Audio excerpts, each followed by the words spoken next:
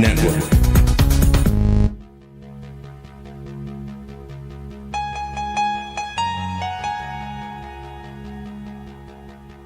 Peter R. Breggin, MD, is called the conscience of psychiatry for his many decades of successful reform efforts.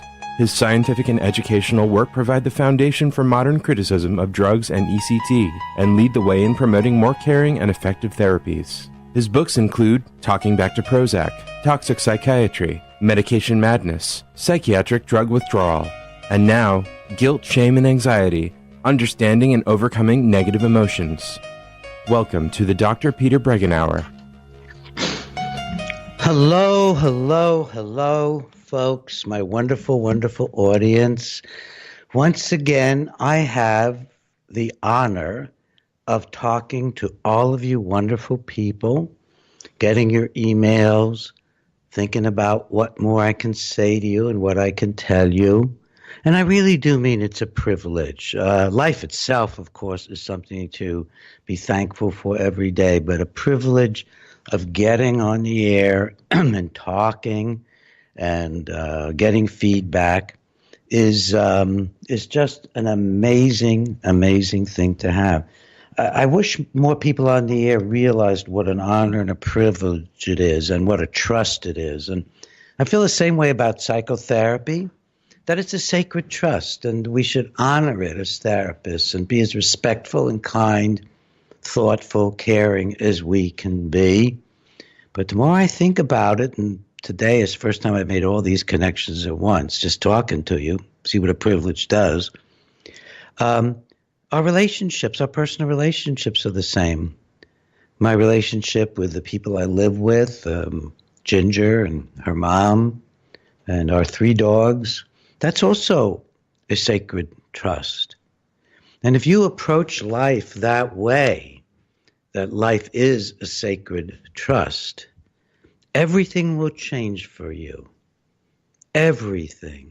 You'll be thinking about your gratitude for being alive, being able to poke your head out and see nature, being able to communicate in some way or another. And if you think of yourself as a source of love, and that you're going to be a source of love, and you're going to follow what is my most important prescription, I think it often is, that everything that comes out of your mouth should come out through the love channel, and it should advance your relationship the way I want to advance my relationship with my wonderful audience, the way I want to, after all these years, still advance my relationship with my wife. I find that people respond to this idea when I'm not in a therapy session, not on the air, but just if I'm chatting with them at a conference. Most of them think, well, that's amazing to actually even set the standard that everything that comes out of your mouth enhances the relationship with the other person who doesn't get said.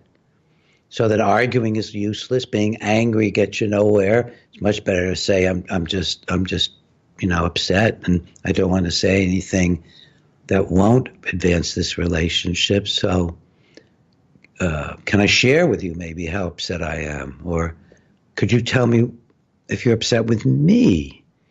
Maybe that would be a better approach. You think it through in terms of what's loving and what will advance the relationship. And I've had clients, where I can help them really do this, who have turned around marriages practically overnight. And then family life as they do the same with each of their kids, and saying, I just want to have loving and respectful relationships where what we say to each other advances the relationship and advances our lives. Think about it. Write to me at bregginlive@hotmail.com, bregginlive@hotmail.com, and tell me if it works. Tell me if it's worked for you. And by the way, this is January 30th, and it's open mic,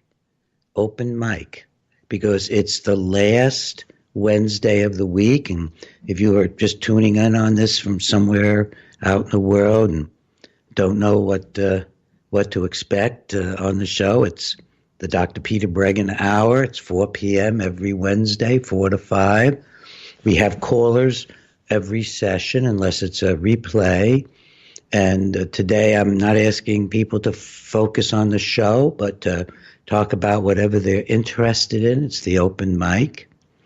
And I really look forward. We already have callers coming in and lining up, and that's just marvelous. If you call soon, you will definitely get on this hour. And I'll try to let you know toward the end of the hour when we're not going to be taking any more callers. And you call in at 888-874-4888, 888-874-4888, and you're listening on prn.fm. But to call in, it's 888-874-4888. And be a first-time caller, be a first-time listener, be whatever you like. I have no idea who you are because I can't see you and I can't trace you. And my website is Breggin.com, Breggin.com. I want to share with you some interesting things. One thing I'll maybe keep you track of is today, before the show, I had my first session with a physical trainer. So here I am. I'm 82 years old, folks, and I'm going to do my first physical trainer. Now, I've learned a lot from supervisors at various times in my life. My wonderful Mrs. Kelty back in high school, who was the head of the newspaper, our high school newspaper, and I was eventually editor-in-chief. I learned from her kindness, patience, love. I learned to question my own drivenness. She was the first one that had asked me, why did I have to be that way? And she was of great help to me, and I had some really good teachers at Harvard who opened new ways of thinking for me. And then throughout medical school, my psychiatric training, there were a few kinds of folks that aren't even in psychiatric training programs anymore, but psychologically thinking people who helped me continue the journey on being kind and gentle and thoughtful and helping me move along with it. Benjamin Spock, perhaps the most famous doctor in the world at the time, he wrote all the baby books. He happened to be my individual tutorial mentor for 4 years at Case Western Reserve. We both got a pregnant lady assigned to us, and then we went through the birth, and we went through the pediatric period of time. And I remember Ben Spock. It was very humbling to stand next to Ben Spock. I'm 5'4", and I think Ben was at least 6'4". I'm kind of stocky, certainly, maybe a little more sturdy looking than most people. And Ben was like a string bean. And I had to look up at him and then down at the baby, that kind of thing. It sort of gave me perspective. And and I remember Ben coming in and with some paint on his hands and looking at the patient, who was an African-American woman from a poverty-ridden area. That's where we tried to get our patients in who would not ordinarily get such good service as Ben Spock. Kind of blew her away when she went into the drugstore and saw all those books there at that time and years ago. And Ben apologized to her and explained that he had this pain on his hands and he couldn't get it off entirely. He had been painting his boat, he said, a sailboat, and he apologized and just guaranteed her that if he couldn't get the paint off, it wasn't going to affect her baby in any way. And it was just one more lesson in how to be when you have power and authority. You have to be kind, thoughtful, and put the other people that you're dealing with at their ease. And my trainer was just like that. And I think I'm going to have a long-term relationship with this wonderful woman. I think that I'm going to get healthier and healthier. It was the only main thing missing from my program, because I do a lot of spiritual work on myself, obviously, and I have been eating very well, as I've been telling many of you, on a largely plant-based diet, largely a plant-based diet. And I just came back from an amazing conference. It's still going on. It's a 10-day conference. It's free in Melrose, New York, Huntington. It's near Huntington, Long Island, in Melrose. And you can find it on my website. Go to Breggin.com and look down to the events that I'm at. I gave a couple of talks there. They must have been filmed by various visiting film companies, I think 3 times, and just a wonderful response. Times are changing. People are noticing. This is good news. People are noticing that that drugs are hurting their friends and their family and themselves. And the response I get now at a conference, it's stunning. I mean, in the early years, folks, like in the 70s and the 80s, I would get yelled at, screamed at, and now I get hugs and kisses and thank yous for standing up for the truth and standing up for patients and supporting people who have been hurt and so on. And speaking about love, people are so happy to hear a psychiatrist say it's all about caring. It's all about mutual support, community, cooperation. It's strengthening ourselves as social beings. That is, and that doesn't rule out self-understanding. I'm big on self-understanding, but a lot of people aren't. They're happy to learn that they can leave behind pain and suffering by engaging other people in a loving way. So put down for next year, I hope I'm invited back, put down the Real Truth About Health conference for about roughly this time this year. I don't know if it's up already, when it'll be next year. The Real Truth About Health conference, even if I'm not there, it's a good conference. Across the spectrum of better health interventions, from really, really good professors at universities to really good people who have no credentials but have gotten interested in something. Some people I wouldn't endorse what they're doing, and some people, many people, I think are just doing marvelous work.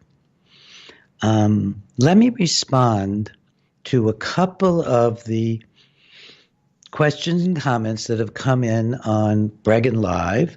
I have a dedicated email for my wonderful audience, bregginlive@hotmail.com, bregginlive@hotmail.com. And if I can successfully get back to my emails, which is never easy for me to negotiate everything while I'm on the air, I might address a couple of things, but I also have them in mind as we're talking. And one of the comments and questions, first of all, 2 people wrote in talking about how guilt, shame, and anxiety, my book, Guilt, Shame, and Anxiety, had changed their lives or their family members' lives. Now, somebody asked me about the micronutrients, wrote in about micronutrients and nutrient therapy and so on. And I can say now, from co-sponsoring conferences on nutrition and mental health, from going to this conference and hearing people, that the consensus among scientific people, which doesn't always mean it's true, but the consensus among the scientists that I'm actually listening to, interacting with, being on panels with, is that there's no way to get around simply good eating. There just isn't. There are no great nutrients to take for your brain. It's a matter of making a healthy body. And you do that with a good spiritual state, a loving attitude toward life, letting go of violence and anger and resentment that we all struggle with all of our lives, letting it all go. And engaging life in a loving manner, whether you choose God or friends or people of that kind. A cab driver, not cab, but a limo driver that I talked with, back and forth to the conference, talked about his Hindu religion, and he said, "Well, this is my own view of it," he said, and it was something to the effect of that God is everywhere and God is all the people, and loving God is what we should do. Nutrients, specific nutrients, no one who is being scientifically oriented that I talk to thinks that they're the answer. The answer is quite simple. As much as possible, go to the continuum of eating that consists of plant-based foods and low-fat foods and no dairy. So we're not eating cheese. We're not eating dairy. We're cutting back some even on plant foods that are fattening, like nuts. Don't overdo it. Fat is inflammatory. Fat holds things in place in our bodies that we really shouldn't be hanging on to. Eat as much rice and eat as much whole grain and eat as much potatoes and things like that as you can. Find what you want. It isn't a matter of being so balanced as of just eating. If you eat a lot of vegetables and plants, you're going to do good. And the studies show, and drink lots of water. I have trouble doing that. Drink lots of water. And avoid psychoactive substances. That's a part of this whole plan that we are teaching people. Now, it doesn't mean you have to be vegetarian. Don't grimace and turn off the radio show. You do not have to be a vegetarian. But the science shows the more you eat plants and the less you eat animals of any kind, including salmon, which I love, any kind of animal, the shorter your life and the more of the civilized diseases you'll get and die of, like cardiovascular disease, diabetes, and so on. And also, the more you'll have these gastric problems, terrible ones like ulcerative colitis. And I want to remind folks that who haven't heard me before that I went on plant-based 2 years ago at the suggestion of Pam Popper, whose conferences she had invited me to, who's a nutritionist, and now we do them together, and we do courses together. And you just check my radio show, go to Breggin.com and look down the side and of the list of things, and you'll see the radio show, and you can just go into that and look up Pam Popper and listen to her shows with me. 2 of her shows are near the top in viewers long term, going there and watching her, and you'll just get all this information. So you don't have to. There's no study that shows that pure veganism is the best, because we don't have large cultural studies like that, because all societies throughout time seem to have eaten meat where they can get their hands on it, at least some meat. So the science behind pure veganism is simply a relative projection of what we see in cultural studies, which is the more you move in that direction, the healthier you are. And the only supplement you might need is B12. Because believe it or not, B12 we can't make. Animals make it, and it's in animal flesh. And we got our B12 during evolution by dead animals and feces in the streams and in the earth and in the dirt. So that's how we got our B12. So if you're getting close to giving up eating animals, then that's the one supplement you need is B12. So you don't need all this other stuff. I've spent, probably thousands of dollars over the years pursuing one or another vitamin or mineral. And there's not much evidence for it. And even the AMA happens to agree about all that, which is kind of strange. It's unusual. But the AMA guidelines, they're not pushing vitamin C, things like that. And there's even questions about vitamin D when it's low, whether that's a sign of illness rather than the cause of the illness. So basically, I'm giving back to you what I hear from experts I get to meet in nutrition, talk to firsthand, ask them questions, listen to them, and reading Pam Popper and reading the China study and stuff like that.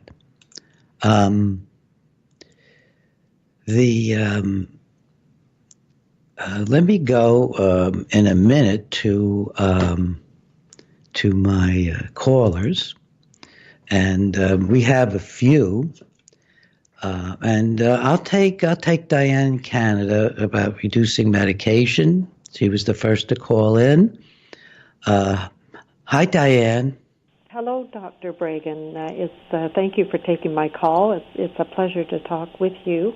My question is regarding my son. I phoned probably 2-3 months ago and had mentioned to you that he's reducing his medication. He has reduced Invega from 9 milligrams to 3, and he's reduced his Apodival Pro-X from 1,000 to 850. And he is doing very, very well. We have switched, at the time he started to reduce them, we switched to a plant-based diet. We eat less, but we have more energy. He has lost 30 pounds. Wow. I've lost. That's about what I lost. Go ahead. And Ginger, go ahead. 30 pounds he's lost from 315 to he's down to 285, somewhere in that. He's fluctuating. He's working out every day. The cardio he had to reduce. He does take B12. He takes omega-3. And basically, he feels so much better. And the difference with reducing the medication this time from last time, there's no side effects. Like, it's been wonderful. Oh, my God. What a beautiful follow-up phone call. Just tell me more. Well, he's afraid to reduce it any further because he doesn't want to go into a relapse. He doesn't want anything bad to happen. But I'm trying to convince him through love and encouragement. As always, I'm the Canadian who handed out your books in a hospital and got kicked out 3 times. But I handed out a lot of books. And I had 2 people that phoned me back and said, thank you. I never knew this man existed. I love his books. And I did refer them, but I'm convinced that he could reduce it even further, and he has more energy. He's feeling better. He's studying more. He's working out every day. It's all positive. Do you have any estimate about what is maybe helping him the most? The diet? What does he think? The diet, the reduction of medication? Well, he's hoping to lose, hopefully, another 50 pounds.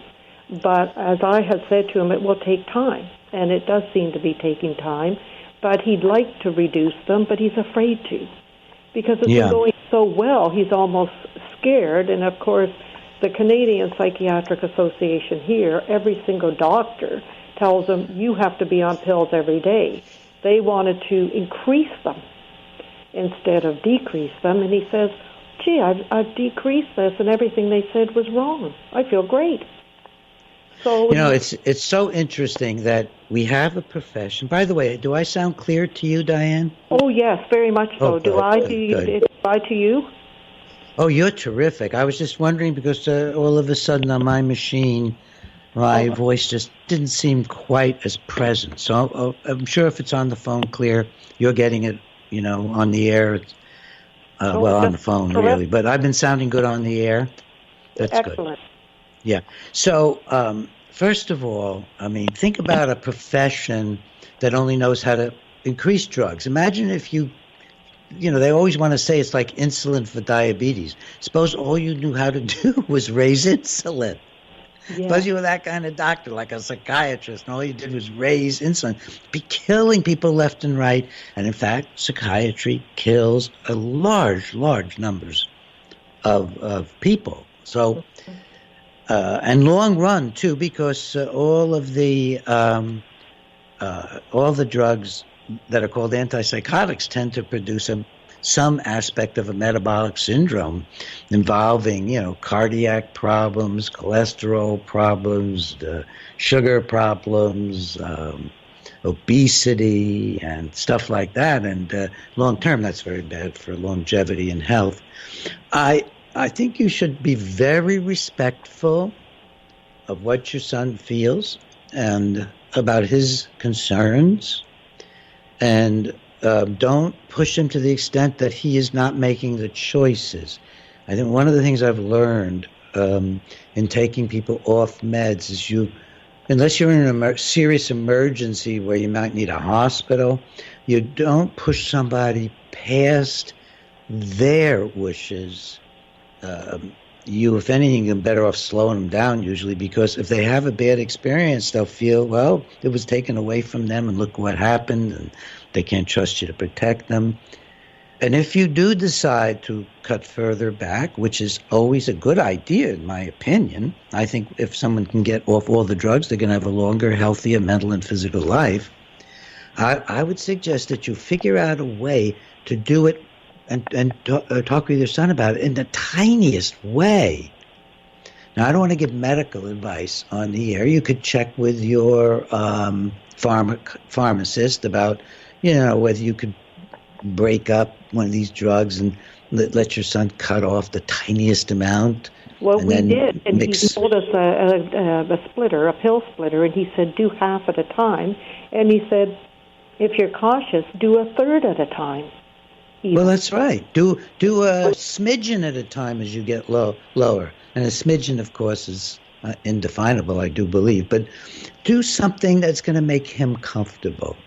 So you might just go back to him and say, well, would you be happy if we just did just shaved a little off of it? Mm-hmm. And see, because he's been on for a while, right? A long time? Yes, I don't remember, but it sounds like a long time to gain all that weight. Yes, it's about a year and a half. Well, that's not a hugely long time. I mean, he really reacted to the drugs. But talk to him about taking a smidgen off. Well, he's cut the fast food. I threw out all my wheat. I don't eat any wheat, and neither does it my family. After reading Dr. William Davis's book on wheat, I feel 10 times better from not having wheat. I'm a fairly good cook. I make homemade bread from almond flour. And yes, I drink almond milk. And almond milk and plant-based. And it's actually easier to cook with plant-based. Yeah. Very minimum meat. Like yourself, I love stamps. And it can be very cheap, folks. Pam Popper showed that you could eat on food stamps with ease because you're starting with potatoes, rice, whole grains, things like that. But let me comment on the idea of cutting out all wheat. Most of the nutritionists say that this is unless you're really allergic to it and it shows up on blood tests or some way, that some people can handle wheat and some people can't. Some people can handle gluten and some people get very, very sick from it. Mm-hmm. I tend to stay gluten-free because I used to get stomach aches from it. I don't know if I still will. But it isn't a prescription for all patients, all people to get off wheat. Maybe the doctor does whom you read, but certainly the people I'm seeing say, do you have problems with it? That's the big question. Yes. Unless you have something like, ulcerative colitis, and then in the beginning the recommendation would be from Pam would be, for example, to go gluten-free in the beginning. But I'm glad he's doing so well, and maybe someday when he's feeling good about it, he might join you on the show, calling in. I mean, is that something he might want to do? Yes, I think so, especially after I tell him how you had a appointment at 82 with a personal trainer. I mean, congratulations. I mean, that is just wonderful. I really commend you for doing that. That's fantastic. Well, let me tell you, folks, so it's so important that you not hero worship people as somehow above or better than you. When I got ready to go to the trainer, Ginger wasn't home. She was out enjoying herself. I'd really encouraged her to go out and enjoy herself. She hasn't been doing that a lot lately. And I became like a kindergartner going to the trainer. I couldn't find my stuff. I went looking for the pass to the to the place where we do the training, and of course it was on my car keys, and I hadn't picked them up yet, and I could find my sneakers, and I literally, when I got there, she looked at me, and I was all on Twitter, and she said, "Were you afraid of meeting me?" I said, "No, I'm just feeling. In fact, I know so many good things about you." I said, "But for some reason, I feel like I'm a kid going to kindergarten, and I couldn't get my act together on the way." And that's because it meant so much to me. I have avoided what I know I needed for so long. I tried exercising. I belonged to clubs. I'll bet if I asked how many in my audience, and we were in a huge hall, a lot of you raise your hands because you've tried and failed at doing this. So let me be an inspiration to go ahead and try. And now that I've told you I've done it, I mean, and you don't hear from me again about it, you email me, "Hey, Peter, are you going or not? We haven't heard from you about it." So you can be my team if I don't do anything with it. So thank you for that encouragement, Diane, and I'm going to let you go if it's okay with you right now, all right? Thank you very much, Dr. Breggin. Okay. We'll go in order to Gina in Florida, who wanted some relationship advice. Hello, Dr. Breggin. How are you? I'm doing really, really, really, really good. I'm doing better than usual. I had such a great conference. I told folks about it. So tell me what you're calling about. Well, first of all, I want to say thank you so much and God bless you, because my brother and my mother found your book, and I've been on psychiatric pills for 10 years. And I always knew they never made me feel good, and I knew it was kind of all a jig. So now I'm withdrawing, and, God bless, it's been totally great, with very little suffering. And like 2 years ago, they released me out of the hospital on 9 pills. And now I'm down my to Lord, 2. 9 different pills. Yeah. I mean, they made an experiment out of you, a big colossal experiment. They have no idea how nine psychoactive pills. I know. For the past 10 years, I just got my hospital records, and they're 170 pages. Oh, anyway. Boy. I am so glad, Gina, that you are doing well. Have you been going slow? Taking your time? Oh, well, I read your book in 3 days because I was so compelled. Which book did you read? I have a lot of them. Withdrawing from psychiatric. Yeah, psychiatric drug withdrawal. Yeah, so I read that, and I've been going as slow as I possibly can. Like, I've been doing like 15%, like every 15 to 16 weeks. Mm-hmm. So I'm actually, sometimes I forget I'm withdrawing because I go to school, I that's work. Good. And I'm 31 though, and I'm trying to. I live with my mom and brother, and I'm trying to, kind of start my life. And every time I go to maybe start a new relationship, which I'm like, I'm withdrawing, don't start a relationship.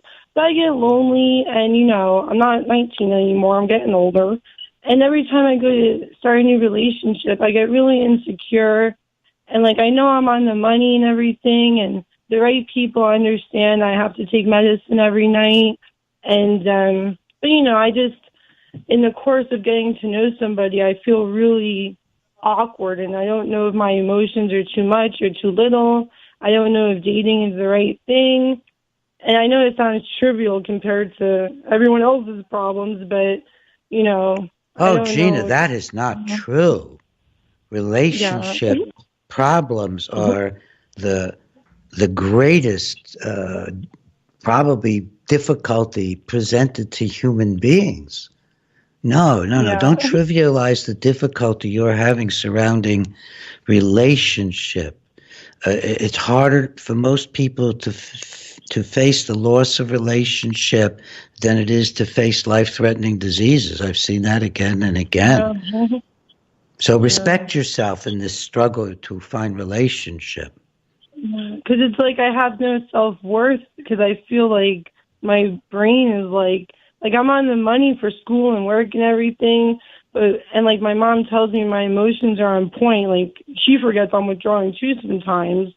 So Wow. like, This I is don't know. good I feel news. like no So work. why I don't feel you like why no. don't you talk briefly about how you're on point at work and learning and with your mom and your family? Just tell the world how well you're doing, so that it becomes more Well, real to you. a lot of the time I have to just overcome it. Like the only time, I I stayed home for 2 years, completely over medicated, Yeah. So drooling on the you've couch. come very, very far. Yeah, and I'm kind of like a little perfectionist too. So it's long Yeah. story short, I've come from drooling on the couch, being 180 pounds, to eating healthy again and working out. And like the only time I feel withdrawal symptoms is at night, like when I'm in my bed and my body's stiff and Yeah. uncomfortable. And sometimes I Yeah, cry that's myself to typical, sleep. by the way, Gina. All these kinds of things bother us more at night, pretty much. Really, I thought Oh I yeah, wasn't yeah, yeah, sure, yeah. but That's common. We're more vulnerable at night. We're more tired at night. Our hormonal balances are shifting. yeah. We know uh, we're just not as prepared to deal with a lot of things as we go to sleep at night. That's very, very Yeah. common. So, Well, I'm having a little trouble getting you to be proud of yourself. So I want you to think about some of what you've told us. You were being destroyed by psychiatry, and you have begun to liberate yourself. You have lost a lot of weight. You have cut back on your medicines. You're no longer lying around, as you put it, drooling. And folks, that's no exaggeration. That happens to, it's it probably really millions is. of people It suffering really from is. that right now. So, and you have now you're working for the first time in a while? Well, when I got out of the hospital 2 years ago, I stayed home for a whole year because I was in La La Land. I couldn't even, Sure. think straight. And But now, like, I'm did you get a working. job? Yeah, go ahead. Yep, I'm working part time, and I'm going to school part time. And I am a very strong person, and I've So overcome a lot. let me slow you down. So you're working part time. You're Yeah, going to school part time. You're cutting down yeah. on your medications. You're no longer sitting around and being all caved in and intoxicated by the drugs. And how is your relationship with your mother? Oh, my mom and brother are my biggest supporters. They Well, are that's completely open unusual. So on. that's something You to be know. very pleased and proud about. Well, yeah, I have so much to be grateful for. It's just Grateful and I proud. feel no I want you to be confidence. able to meet some guy or girl. You're looking for a boy, a man. A guy, Uh, a guy.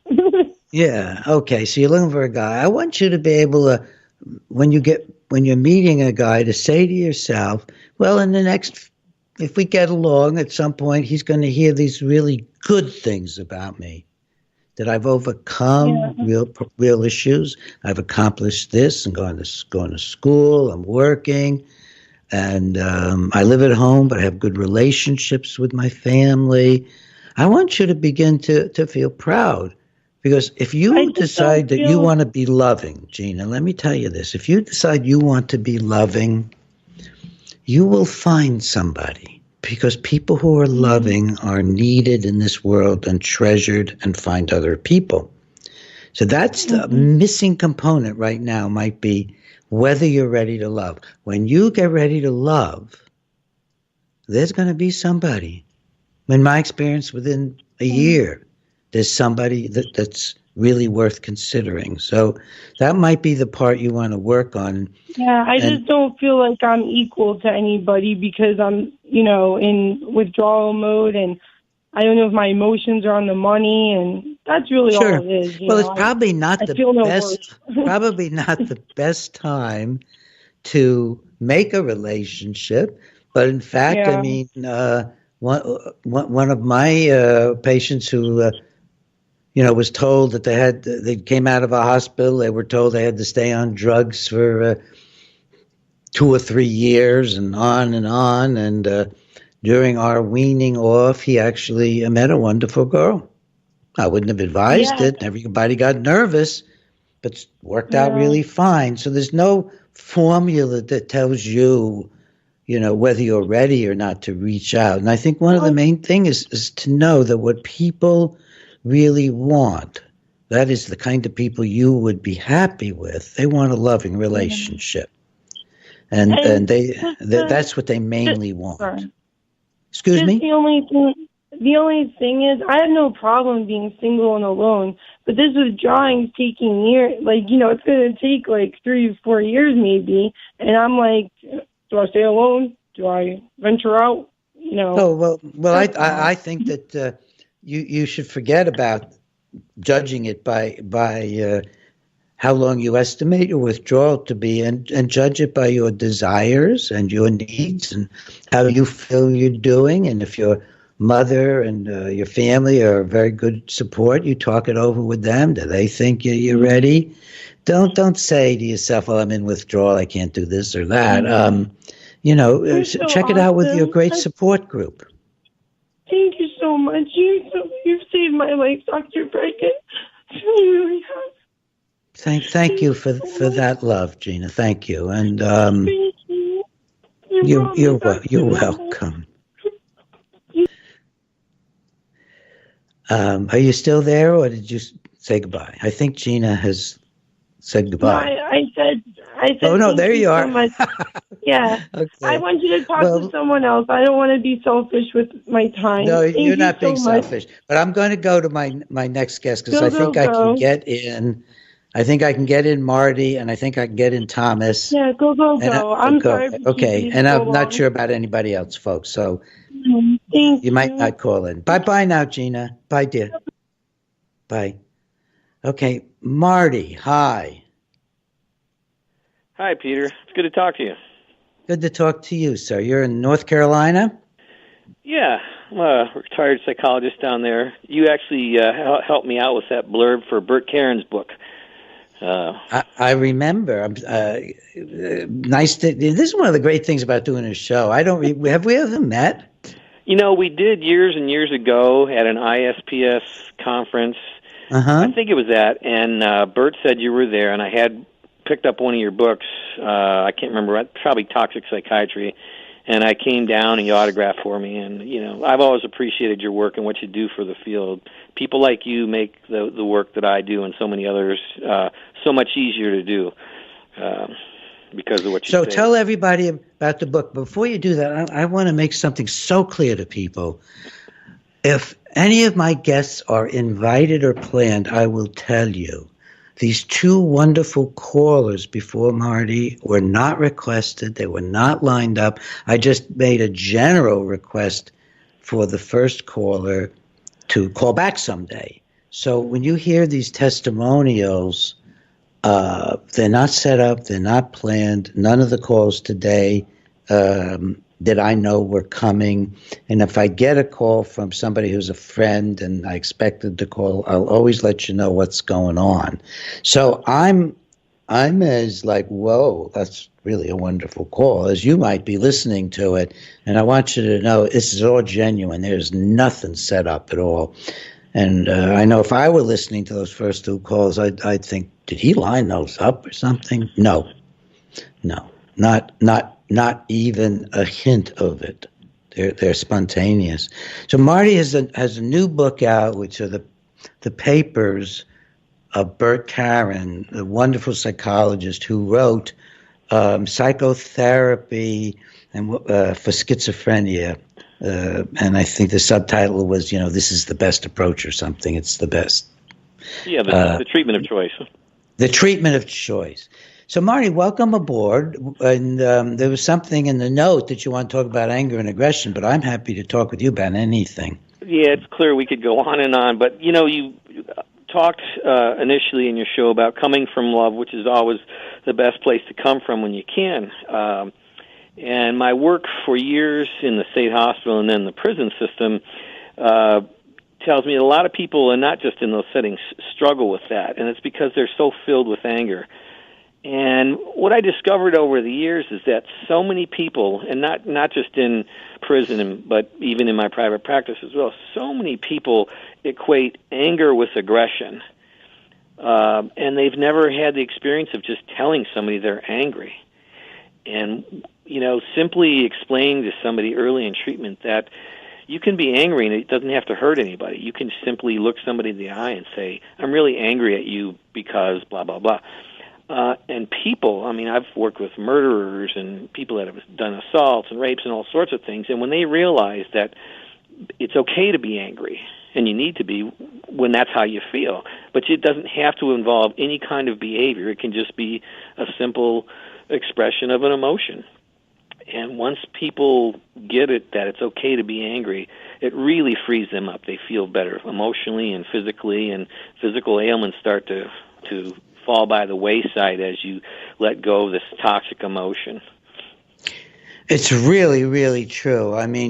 When I used to be an angry young man, I had stomach aches all the time. Other people get headaches. People get all kinds of things from being chronically angry. And I had been dating a woman who was a regular participant in AA, and I went to some AA meetings with her to keep her company. And at one point, when I was just getting angry again about something, and I had so much to be angry about, after all, I'm a reformer. I'm seeing people hurting people all the time. Who's not going to get angry at the pharmaceutical industry, American Psychiatric Association, the doctors that I'm an expert against, who are lobotomizing, drugging, shocking people. But I realized that if I went from anger and kept on doing it, it was going to corrupt my whole being. And I gave it up to God. I said, God, if there's folks who need anger directed, and would you do it, please? Because I can't handle it. And that was the beginning. It was not overnight, but it was the beginning of a theme for me of giving up anger. And, your calling in about it is incredibly important. I'd like to talk more about anger. Marty, would you call back next anytime you want, but especially next month for when I do my open mics, the last Wednesday of the month, whatever it is. But let me say, let's see if you agree with this, that under anger is always hurt, and particularly absolutely. shame. And the other thing is, so what I emphasize for people is what you've said, and then if I get a chance, I say, but it really indicates hurt. And generally speaking, if you tell somebody you're hurt, you're feeling hurt or threatened, it has a much, much better effect than handling that same feeling by telling them you're angry, which may scare them. And of course, a lot of people, and I know you know this, but a lot of people, when they were young, they couldn't express anger without getting very badly hurt by their parents, their big brother, the bullies in school, the gangs. So to express anger was extremely dangerous. Oh, yeah. And if you're in a prison and a mental hospital, if you express anger, you could be in deep trouble with the powers that be. Absolutely. So, so it's a complicated, complex thing. And I really am glad. Why don't you hang on, Marty, and let me go to the final caller, because it's really a courtesy to get everybody in that has called up to a certain period of time, okay? Hang on, and we can take another caller at the same time. Thomas? Yes. Yes, Dr. Breggin, this is Thomas. Hello? Hello? I'm still hearing you. Okay, now I hear you, Dr. Breggin. Okay, I'm hearing you. So, hi. I hope you weren't calling to ask for a treatment withdrawal center, because I don't know where to send you. Is that what you're on Long Island? Are you there? Yes, I'm on Long Island, and I did go to the Real Truth About Health conference. I saw your presentation. It was amazing. It was a wonderful experience and such a great conference. I'm actually going back tomorrow again. I got to see Dr. Popper. Her presentation. You got to see Pam. Oh, God, she's amazing, isn't she? It was wonderful. I was so excited. I actually got there. I actually went there 2 days, and I guess it was her first presentation, and she was outside in the hallway there getting ready, and I recognized her, of course, and so I kind of got in on a little conversation with her and told her I was a member of her Wellness Forum Health, and it was just really special. So, yeah, my question, I was going to ask Dr. Popper after her presentation. Do you ever envision a time where there might be some kind of residential programs in place where people could go to help withdraw per your methods, per your methodology? And well, there are a lot of, I think, probably reasonably good withdrawal treatment centers. I've noticed if people Google almost any large city, there'll be a few that sound very welcoming and offer a huge variety of things. And you could just call one of those and say, if I come off my drugs, are you going to try to put me on new ones? And test their response, how long they say before they answer you and stuff. And, of course, there are plenty of treatment centers for coming off of benzodiazepines because they're accepted as being addictive, and also from stimulants, they're accepted as being addictive. You just have to make sure they're not going to push you onto something else. But, you can get on the phone and call and ask. Now, what is there right now that would help you come off psychiatric drugs? I mean, I know one or two good in general withdrawal treatment centers, but they wouldn't be happy if I sent them many people on psych drugs because they're so much harder to come off than heroin and alcohol. I mean, that's the terrible truth. So we need people to start building these kinds of centers.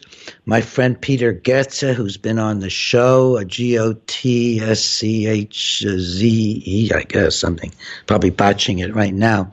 But Peter Goetze, he's got the book Deadly Psychiatry and Denial or something like that, but Deadly Psychiatry. And he's developing centers in Europe, and I'm hoping that that's going to spin off, and we will have some here, at some point, but not right now. I'm so glad again, folks. I don't know Thomas. I didn't ask him to call in. Didn't invite anybody to call in when I was at the center. When I was at the program, but you can go there still. The conference is open for a while, folks. You can go to the Real Truth About Health conference, and it's at the Hilton Huntington on Long Island. The Hilton Huntington near Melrose, Long Island, and it's free, and you might even get a free meal if you come at the right time. Yes, Dr. Breggin, it's actually Melville. Melville. Thank you. Right, Thank you. Intro, It is. yes. It's Melville. Oh, gosh. It's Melville. Did you like the conference? Did you recommend people go next year? I didn't know if they were having it next year again, but it was tremendous. And I think it's annual. Okay. And the location and it's for free. Me was great. Yeah. Oh, it was so wonderful. You just walk in the door, and you don't have to really do too much. Yeah, I asked them when I got there. I said, "Where's the sign-up table?" After I'm a visiting speaker. He said, "There's no sign-up table. You walk in." Yeah, it was really cool. It was and it's got a wide variety, things I don't believe in and things that I think of really great science. There's a wide variety of stuff. Anybody listening to this show is going to be able to pick and choose sensibly about what they want to do. Marty, are you still there? Marty, are you still there? I was going to invite Marty in the conversation. I guess 3 is gone. Number 3.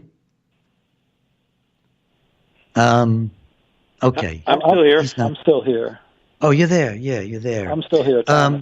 Marty, you ought to come to this conference next year. And then maybe you could come and talk too.